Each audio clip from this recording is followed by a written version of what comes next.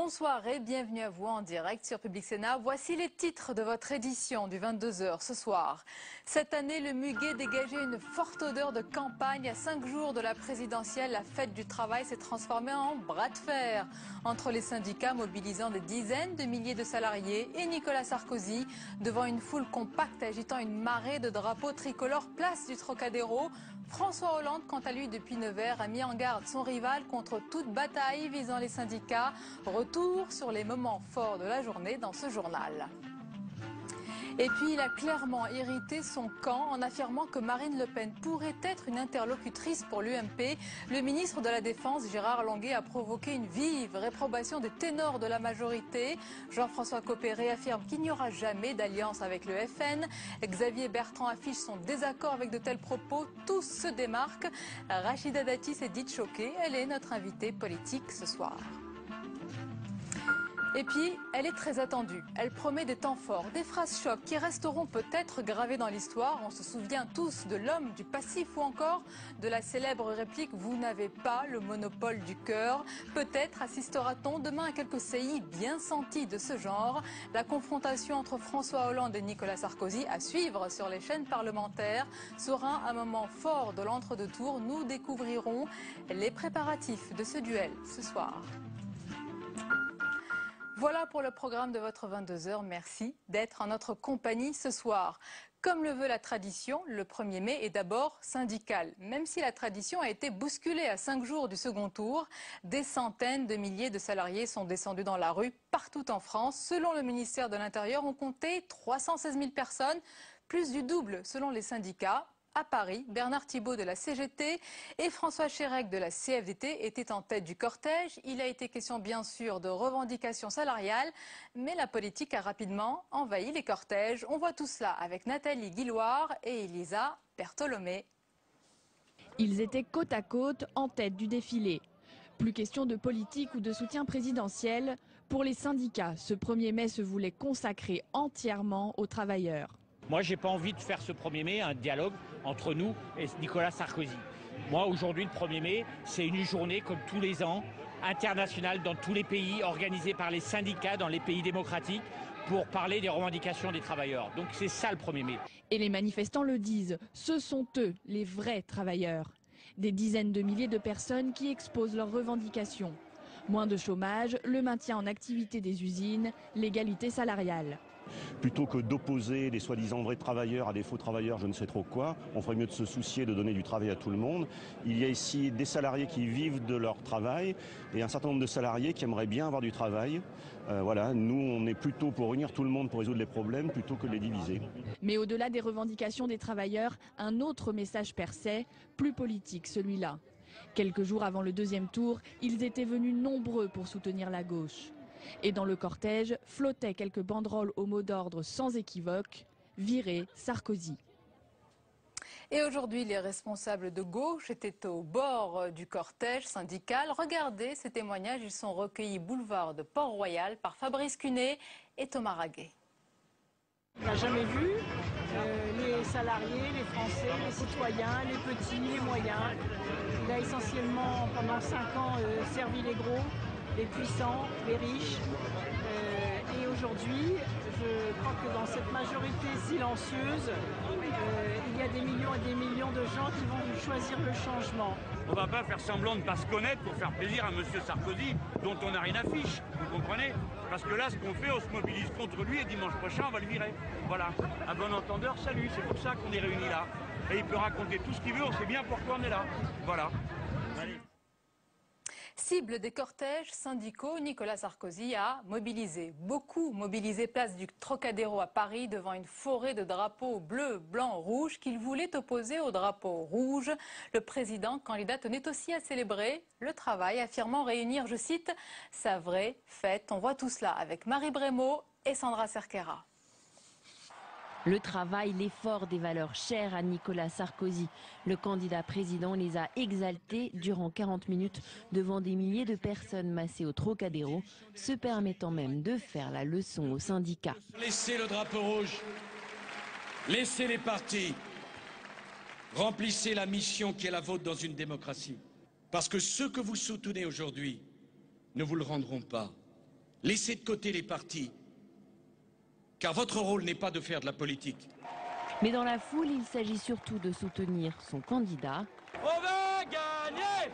On va gagner! À J-5 du second tour, les sympathisants UMP y croient. Le 1er mai n'est pas seulement pour tout le monde, que les socialistes ou les syndicalistes, mais pour tous les Français. Donc on est venu marcher, se rassembler autour de Nicolas Sarkozy. Et demain, on ne veut pas être la Grèce, le peuple grec, ni le peuple italien, ni le peuple espagnol. On est le peuple français et on se défend demain pour notre avenir, l'avenir de nos enfants et l'avenir de nos grands-parents. Voilà, la France forte, c'est juste ça. La France forte incarnée par Nicolas Sarkozy, des électeurs UMP commencent pourtant à trouver des choses à redire. La droitisation du discours ces derniers jours suscite clairement une certaine gêne. La droite, c'est une grande famille. Dedans, il y a un peu de tous les bords. Et ce qui me dérange, c'est effectivement le discours un peu plus franco-français. Voilà, on va dire ça. Une liberté de parole que n'ont pas tous les membres de la grande famille UMP. Après le 6 mai, les langues sans doute commenceront à se délier. Et dans un instant, à suivre l'interview du 22h, invité politique ce soir, l'ancienne garde des Sceaux Rachida Dati qui réagira aux propos de Gérard Longuet. Propos, je vous le disais dans les titres, qui suscitent la polémique ce soir. Le ministre de la Défense a affirmé dans les colonnes du journal d'extrême droite, Minute, que Marine Le Pen pourrait être désormais une interlocutrice pour l'UMP. Les ténors de la majorité se sont empressés de marquer leur réprobation à de tels propos, réaffirmant qu'il n'y aura jamais d'accord avec le FN de Marine Le Pen. Marine Le Pen, justement, qui rendait hommage aujourd'hui, en ce 1er mai, à Jeanne d'Arc. Elle a, sans surprise, renvoyé Nicolas Sarkozy et François Hollande dos à dos. Elle a confirmé qu'elle voterait donc blanc le 6 mai, son objectif étant les législatives. Alors comment ont réagi les militants du Front National? C'est un reportage de Thomas Raguet et de Sandra Cerquera. Que feront les électeurs de Marine Le Pen de leur voix au second tour? Pour beaucoup, la question n'était toujours pas tranchée ce matin. Je pense blanc. Vous n'êtes pas encore sûr? Si. Ni l'un ni l'autre. Vous avez hésité ou pas? Un peu, mais non, je suis convaincue maintenant à mon âge. Il y en a assez. Ceux qui hésitent encore sont venus écouter celle qui a réuni plus de 6 millions de voix sur son nom. J'ai jusqu'à cette année-ci toujours voté à gauche. Je n'ai pas changé et j'ai voté Marine cette année. Parce que ma confiance est là et j'attends la consigne. J'attends ce que va me dire Marine, on verra tout à l'heure. Voilà. Je n'accorderai donc ni confiance ni mandat à ces deux candidats. Dimanche, je voterai blanc et en juin, bleu marine. La consigne tombe, mais certains militants s'en affranchiront. Je pense que le plus mauvais, c'est évidemment le candidat de gauche, Hollande. Et je ne peux pas prononcer le nom de l'autre. Et je mettrai une pince à linge pour aller voter. Voilà. À l'image de Bruno Gollnisch, d'autres frontistes posent la question d'un rapprochement avec l'UMP. Si Sarkozy amène à proposer une alliance au cours des législatives, il est possible que les positions puissent changer au deuxième tour de la présidentielle. Mais d'autres le balaient d'un revers de main. On n'a pas s'allier avec l'UMPS. Ils seraient contents de prendre les voix et ils ne veulent pas voir nos têtes, donc aucun intérêt. Quel que soit leur vote dimanche prochain, les frontistes jouent déjà le coup d'après. Forts de leurs 18% de suffrage, ils comptent bien bousculer les législatives de juin prochain. Elle est l'invitée politique du 22h, ancienne ministre, députée européenne, maire du 7e arrondissement. Rachida Dati, bonsoir. Et bienvenue à vous. Vous étiez tout à l'heure au rassemblement de Nicolas Sarkozy au Trocadéro. Il y avait beaucoup de monde. Qu'est-ce que vous vous êtes dit, Rachida Dati, que rien n'est plié, même à 5 jours du scrutin? C'est une élection, avant le jour de l'élection, rien n'est jamais joué. Moi, j'ai toujours cru en Nicolas Sarkozy et en son programme et son projet pour la France, pour l'avenir des Français. Donc aujourd'hui, en tous les cas, cette mobilisation, cette forte mobilisation du peuple de France aujourd'hui, qui a répondu présent à l'appel de Nicolas Sarkozy et à l'appel aussi de son projet pour la France, permet aussi de démontrer que l'élection n'est pas faite et que les Français ne se laisseront pas voler leur élection le dimanche prochain.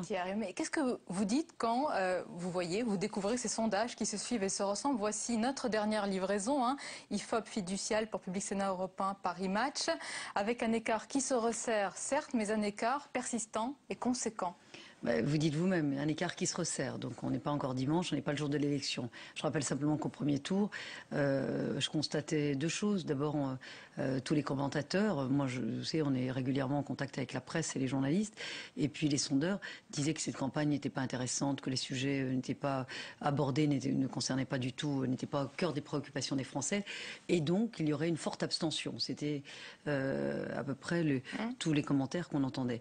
Le scrutin du premier tour a démontré tout le contraire. D'abord, une forte mobilisation, beaucoup plus élevée qu'on imaginait, et puis aussi un intérêt pour cette campagne. Donc, le scrutin du dimanche va démentir cet écart de 8 points moi, je l'espère, mais je vous avoue que je ne fais pas campagne en ayant le nez sur les sondages. Je dis simplement que les sondages vous permettent quoi? Je ne veux pas dire qu'on ne les regarde pas. Moi, ça me permet de dire qu'il faut continuer à convaincre les Français et à les mobiliser. Parce qu'effectivement, il ne faut pas que certains croient que l'élection a déjà été faite ou que c'est déjà... les jeux sont déjà faits et ne pas aller voter. Donc il faut continuer à faire campagne. C'est d'ailleurs ce que je fais tous les jours. J'étais hier à Sisteron où j'ai rencontré non seulement des Français qui ont voté Nicolas Sarkozy, mais aussi des Français qui ont voté Front National. Donc c'était extrêmement intéressant de voir pourquoi des Français s'étaient rangés au Front National. Peut-être que la fête du Trocadéro a un petit peu été gâchée par les déclarations fracassantes de Gérard Longuet, qui estime que Marine Le Pen pourra être un interlocuteur de l'UMP. Vous avez déjà réagi, vous vous êtes dit choqué par ces propos, mais ce n'est pas la première fois. C'est-à-dire, c'est pas la première fois. Monsieur Longuet, c'est pas la première fois que ces propos suscitent la polémique. Oui, Est-ce que vous êtes surprise? Non, mais en plus, je le connais bien, donc c'est pas un anti-républicain. Je le connais, donc je suis très honnête en disant cela. C'est un maladroit? Non, mais moi, je ne sais pas. Moi, franchement, c'est le journaliste qui m'avait appris l'interview, parce que j'étais pas au courant du tout de cette interview. Mais que Marine Le Pen soit un interlocuteur, en tous les cas, pour ma part, je le dénoncerais si c'était le cas. Ça n'est pas le cas. Pas d'accord avec le Front National, pas d'accord. Qu'est-ce qu'elle représente pour vous si ce n'est pas un interlocuteur? C'est un épouvantail? C'est un adversaire Non, mais moi, je veux vous dire... Bien sûr que parfois, j'aimerais être plus expressive ou faire plus de déclarations suite à certaines affirmations. Mais la politique et la campagne électorale, c'est vrai que ça crispe un peu parfois le temps. Enfin, c'est un petit peu, le climat parfois est un peu crispé, donc il ne faut pas rajouter de la tension à la tension. Donc il faut prendre un petit peu de recul. Un responsable politique est responsable de ses mais justement, c'est pour ça que là j'ai réagi, parce qu'un accord avec Marine Le Pen, ça ne peut pas être possible. Oui, mais selon vous, est-ce que Gérard Longuet n'a pas anticipé la ligne à venir des dirigeants de l'UMP? Est-ce qu'il n'a pas été le révélateur, Rachida Dati, de ce qui peut être une stratégie à venir? Ça n'est pas la ligne de l'UMP, et vous le savez bien, il n'y a jamais eu... Mais attendez, mais demain, d'abord on n'est pas demain, et ça n'est pas possible. En tous les cas, moi je ne pourrais pas être dans un parti qui fait des accords avec un parti ou avec un leader comme celui du Front National. C'est-à-dire que si demain la donne change, vous vous retirez du parti si c'était le cas? Si l'UMP fait des accords avec le Front National, je vous dis c'est impossible. Si c'était le cas, je ne pourrais pas effectivement m'y soumettre. C'est impossible. On ne prône pas les idées du Front National, on ne prône pas cette idéologie, on n'a pas nous, notre politique, c'est pas la politique du bouc émissaire ou du rejet de l'autre, mais que nous parlions à des Français qui ont voté Front National, et bien sûr. Et vous leur parlez avec certains mots, comme le mot frontière qui revient souvent à Rachida Dati. Nicolas Sarkozy en a parlé aujourd'hui. Est-ce que vraiment le salut pour la France, ce sont les frontières? Non mais la solution? Non mais, vous savez, je suis député européen. La construction européenne, elle s'est faite avec des frontières. Si on a un espace européen, c'est qu'il y a des frontières. Si vous voulez peser dans le monde, sur la scène internationale, mais également corriger tous les désastres, les effets pervers de la mondialisation, il faut que vous ayez des frontières. Si vous voulez être plus compétitif face à la Chine, l'Inde, le Brésil ou même les États-Unis, il faut qu'il y ait des frontières. Sinon, c'est un grand espace, sans règles, c'est la loi de la jungle. C'est un grand marché. Ça n'est pas le cas. L'Union européenne a des frontières qu'il faut effectivement pouvoir bien délimiter, ne serait-ce que pour des raisons de compétitivité. Moi, vous savez, comme député européen, dans le Huffington Post, mais comme député européen, moi j'avais porté par exemple au Parlement européen la taxe carbone aux frontières de l'Union européenne, justement. Alors vous avez dressé un long plaidoyer pour les frontières dans le Huffington Post français, c'est la version française, intitulé Éloge des frontières, clin d'œil j'imagine au livre de Régis Debray.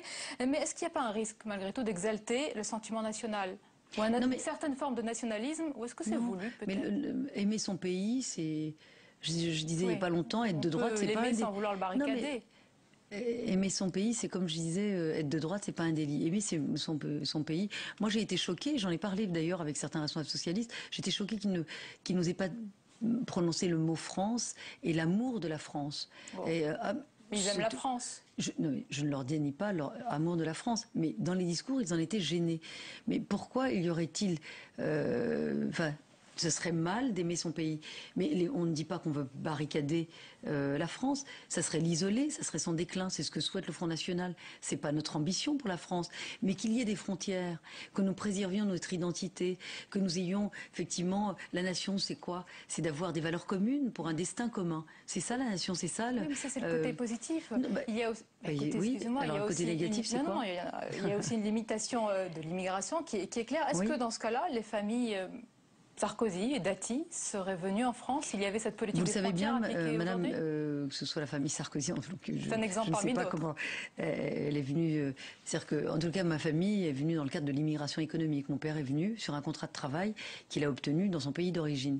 Et il est venu en France pour travailler. De manière drastique aujourd'hui. Bien sûr, mais c'est pas limité de manière drastique, c'est de pouvoir la réduire en période de crise et de difficulté. Quand vous avez un taux de chômage important, quand il y a un problème de logement grave, quand le système de protection sociale est déficitaire, à un moment donné, moi je considère qu'il faut moins accueillir mais mieux accueillir. Vous savez, pendant très longtemps, et je pourrais vous en parler des heures, l'immigration est un sujet tabou. Donc on a accueilli n'importe comment, à telle enseigne qu'on n'a pas su intégrer les personnes qu'on accueillait. Mais la droite est au pouvoir depuis 10 ans. Ce n'est pas un constat quand vous dites qu'il y a un problème d'intégration, c'est un échec. La droite est au pouvoir depuis 10 ans. Ça fait 5 ans qu'on dit qu'on parle de la maîtrise des flux migratoires. Et là où je pourrais peut-être vous rejoindre, c'est que nous devrions peut-être enfin nous intéresser et refonder une vraie politique d'intégration. Peut-être qu'on a donné plus, effectivement, de poids et on a mis plus de moyens pour limiter l'immigration, notamment pour lutter contre l'immigration clandestine pendant ces 5 dernières années ou ces 10 dernières années.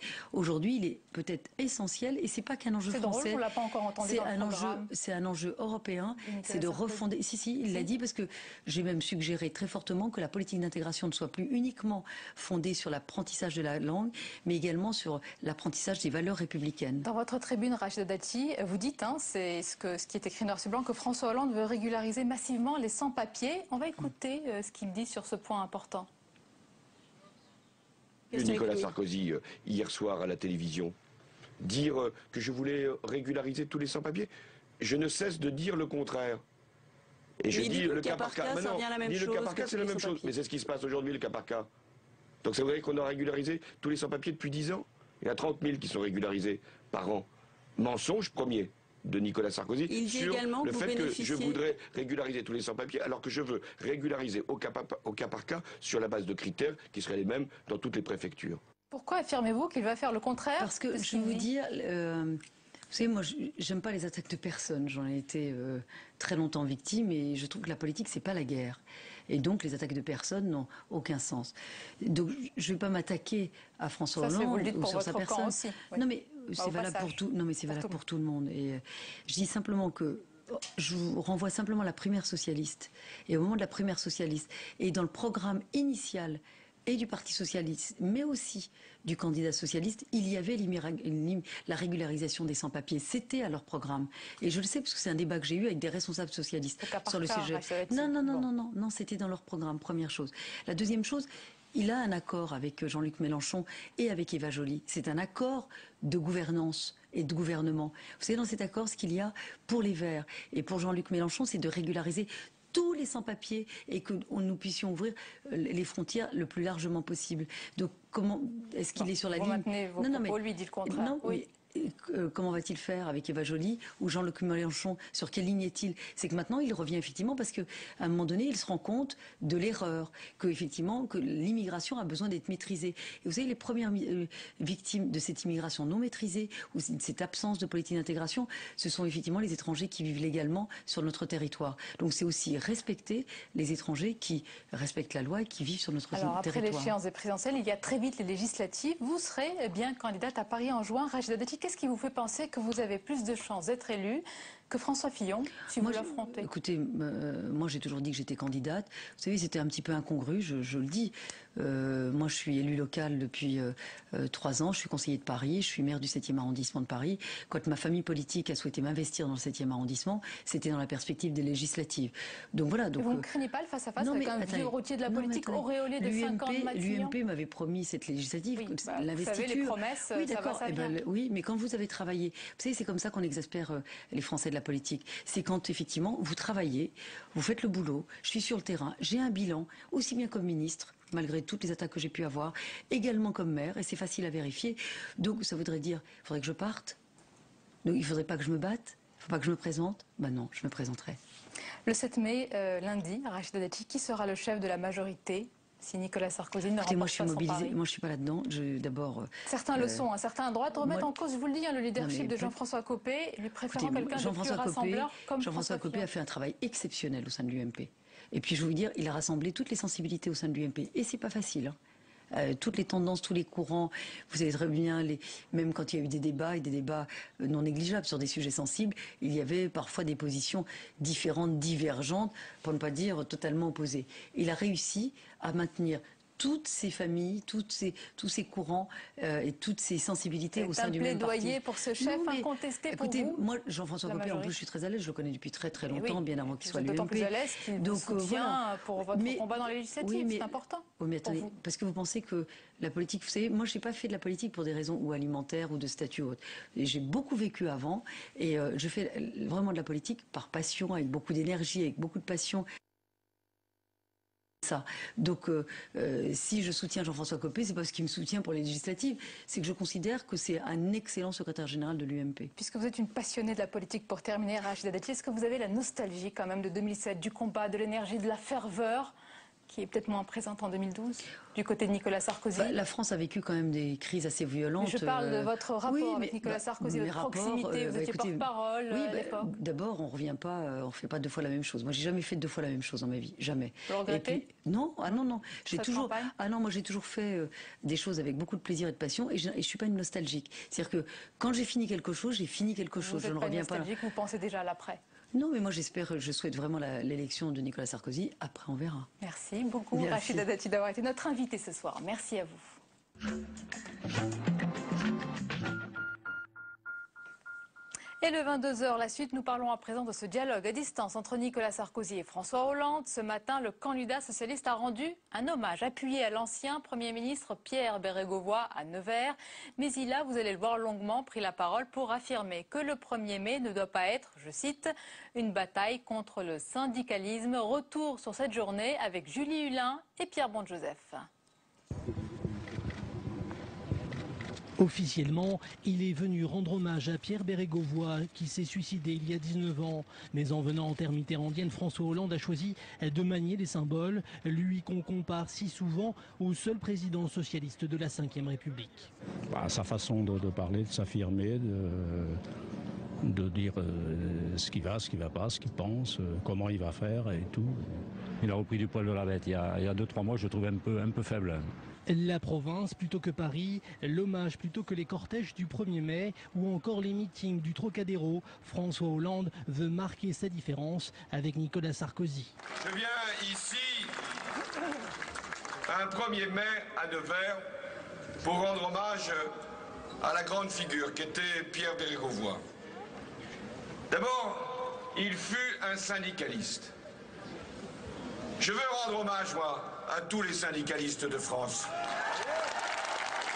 Le 1er mai peut être un moment où un candidat s'exprime, où un candidat donne son point de vue sur le travail. Mais ça ne doit pas être contre ce qu'est l'esprit du 1er mai, qui est l'esprit du rassemblement de toutes les organisations syndicales autour de tous les travailleurs. Les cortèges du 1er mai à Nevers, les voilà. Parmi les manifestants, peu remarquent l'absence du candidat Hollande. Mais de toute façon, ils ont déjà fait leur choix. J'espère qu'il passe, je vais aller faire des prières, je vous le cache pas. Je vais aller prier Sainte Bernadette pour qu'il passe. Il a respecté la fête du travail, contrairement à son opposant, le président sortant, et qu'il respecte la fête du travail et qu'elle doit être aux salariés. Fin du discours, le candidat François Hollande s'attarde quelques instants, des instants de répit avec la foule venue le voir avant le duel télévisé qui l'attend demain. Et on accueille notre chroniqueur Jean-Louis Gombaud. Bonsoir Jean-Louis. Jean-Louis, nous allons parler ce soir de cet hommage justement de François Hollande à Pierre Bérégovoy. 19 ans après sa mort, c'est un hommage, mais pourquoi ce choix? D'abord, il a choisi d'aller sur une terre mitterrandienne et on peut discuter parce qu'on est comme dans la communication. Certains vous diront, mais c'est à Paris qu'il fallait être et non pas à Nevers, à Paris, parce que le rassemblement de Nicolas Sarkozy, le rassemblement de Madame Le Pen, le défilé des syndicats, il fallait être dans la mêlée. Peut-être qu'il a voulu continuer sa stratégie. Je suis précisément au-dessus de la mêlée, je ne me mêle pas de tout cela, je forge une stature présidentielle. Et puis il y a effectivement cet hommage à Pierre Bérégovoy. Alors c'est très compliqué parce que comme l'homme s'est suicidé, donc ça se termine par un drame, vous connaissez la phrase de Camus dans le mythe de Sisyphe, la seule question philosophique qui vaille, c'est le suicide. On est dans l'émotion, on est presque quand même encore sans voix. Donc on ne sait pas quelle est la part d'émotion dans cet hommage et quelle est la part du politique. Ce que l'on sait, c'est que les derniers mois de Pierre Bérégovoy étaient troublés par deux facteurs essentiels. D'abord un facteur personnel, les calomnies qui s'abattaient sur lui, qui se sont avérées complètement creuses, et puis des problèmes plus politiques. Un qui venait de la droite et un qui venait de la gauche.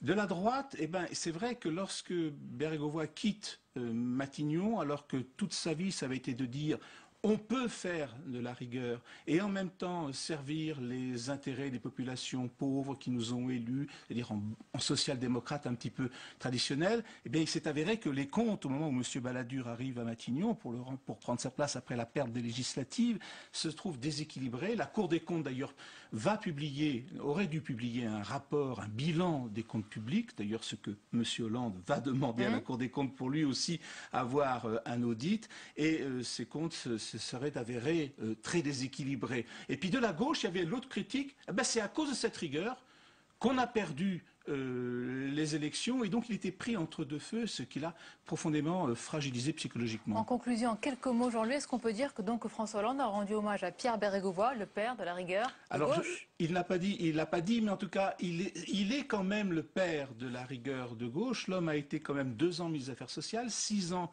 ministre de l'économie et des finances, 1 an Premier ministre, et toute sa vie, toute sa gestion politique a été marquée par la rigueur. Le malheur pour lui, c'est qu'il se trouve dans une conjoncture extrêmement difficile, et lorsqu'il quitte Matignon, il y a 3 millions de chômeurs, et donc c'est là que la situation politique va se retourner, et il s'en est senti quelque part responsable. Merci beaucoup Jean-Louis pour cette analyse. On rappelle qu'on est le 1er mai, d'ailleurs Jean-Louis, aussi quand même il faut se souvenir, c'est politique, mais c'est pas seulement un combat, c'est aussi une fête. Je vous souhaite un bon 1er mai Jean-Louis. Voilà. Merci. La dernière page du journal avec tout de suite tout ce qui vous a échappé dans le reste de l'actualité. Regardez, c'est le tour de l'info, il est préparé, concocté par Cécile Sixou.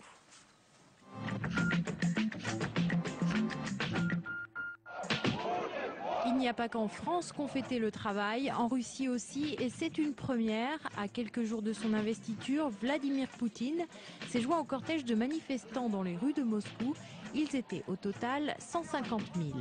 Autre ambiance en Espagne, où le taux de chômage touche 1 actif sur 4. La fête du travail était donc placée sous le signe de l'austérité. Nous utilisons cette fête pour protester contre tout ce que fait ce gouvernement de droite, qui nous est tombé dessus il y a 8 mois.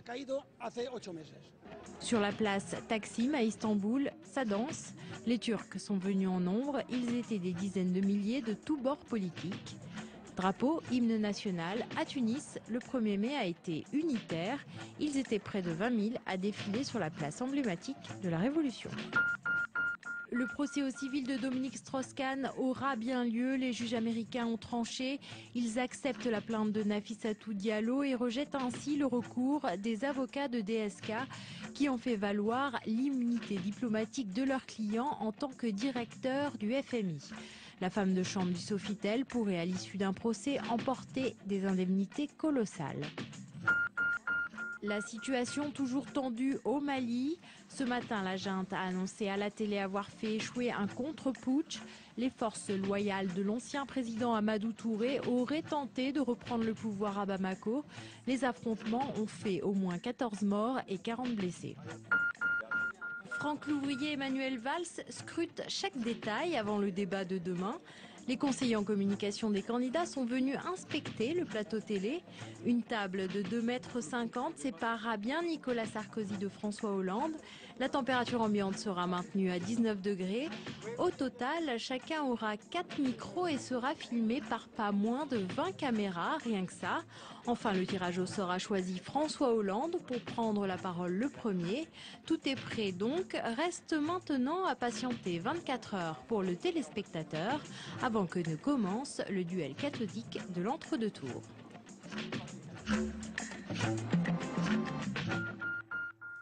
Et justement, concernant ce débat, je vous donne rendez-vous demain à partir de 20h30 sur les chaînes parlementaires pour suivre cette confrontation très attendue entre Nicolas Sarkozy et François Hollande. Belle soirée, à demain avec plaisir.